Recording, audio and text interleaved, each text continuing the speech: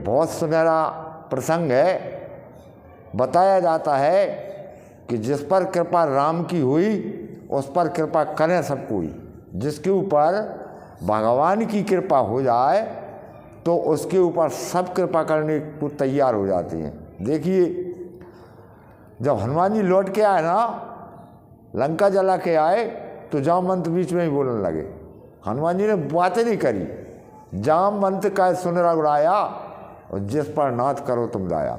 जामवंत जी कह रहा है, भगवान से कह रहा है, अरे तुम का कुशल पूछ रहे हो? जिसके ऊपर आपकी दया हो जाती है वो व्यक्ति ताज सदा शुभ कुशल निरंतर, उसके लिए सदा शुभ है। मुहूर्त देखने का कोई विचार नहीं उठ रहा हो, सदा शुभ। और वो कुशल भी है, अकुशल हो ही नहीं सकता।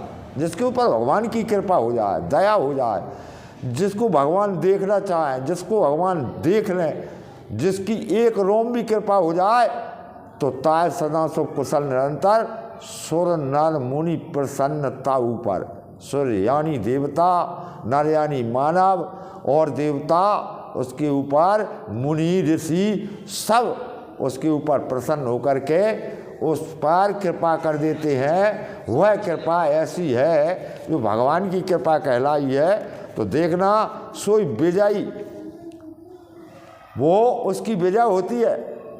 विनयी, वो विनय युक्त होता है और सारे गुणों का सागर यानी समुद्र हो जाता है उसके पास।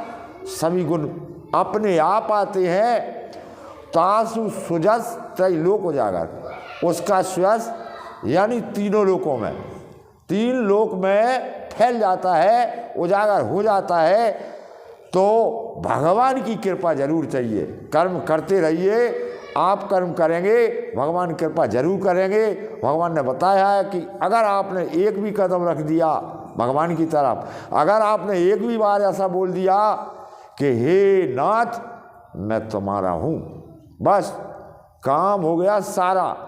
आप पे कृपा हो ही जाएगी, लेकिन पूर्ण विश्वास से होना चाहिए कि अब मैं कहाँ जाऊँ, किससे कहूँ और कौन मदद कर सकता है। सिवाय उमा राम सम हित जग माही, गुरु पितु मात बंधु कोई नहीं।